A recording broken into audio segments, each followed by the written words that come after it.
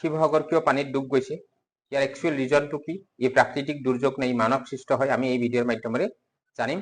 ভিডিঅ'টো শেষলৈকে চাব। ই এটা প্ৰাকৃতিক দুৰ্যোগ নহয়, ইয়াৰ মানৱ সৃষ্ট হয়, আমিয়ে কৰিছো, হিউমেন মেড হয়। বিকজ আমাৰ যি চুবুৰী ৰাজ্য নাগালেণ্ডত অধিক মাত্ৰাত বনাঞ্চল ধ্বংস হৈছে, ইলিগেল মাইনিং হৈছে। মাইনিং হোৱাৰ কাৰণ কি হৈছে, তাত যি পানী ধৰি ৰাখিব পৰা ক্ষমতা পাহাৰবোৰৰ সেইবিলাক কমি গৈছে। সেকেন্ড থিং এটা হৈছে কি, যি ইলিগেল মাইনিং হৈছে, মাইনিং চত পাহাৰৰ যিবিলাক মাইনিং হোৱাৰ পিছত পাহাৰৰ মাটি, খহনীয়া মাটি আহি আমাৰ দিখৌ, জাজিনো এইবিলাক ভৰি গৈছে। আৰু সেইটো কাৰণে অলপ বৰষুণ হোৱাৰ পিছত, মাত্ৰ 2 দিন বৰষুণ হৈছিলে, 2 দিন বৰষুণ হোৱাৰ পিছতে আমাৰ গোটেই অসম, শিৱসাগৰ, চৰাইদেউ জিলা পানীত বুৰ গৈছে। সেইটো এটা কাৰণ।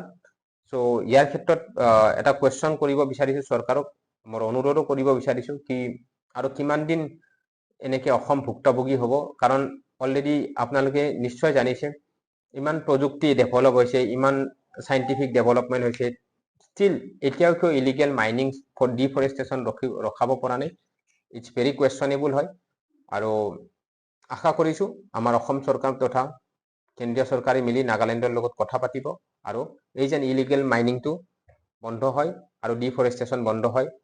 নট অনলি নাগালেণ্ড, অলৰেডি আপোনালোকে এক্সপিৰিয়েঞ্চ কৰিছে, অৰুণাচলতো সেম থিং হোৱাৰ পিছত আমাৰ ধেমাজি, লখিমপুৰ প্ৰত্যেক বছৰে পানীত বুৰ যায় গৈ থাকে। গতিকে সকলোৱে আপোনালোকে ছাপোৰ্ট কৰক, এই ভিডিঅ'টো মেক্সিমাম শ্বেয়াৰ কৰক, চ' ডেট আমাৰ ভইচ চৰকাৰৰ ওচৰলৈ যায় আৰু চৰকাৰে কিবা যেন পদক্ষেপ গ্ৰহণ কৰে আমাৰ অসমৰ বাবে। ধন্যবাদ।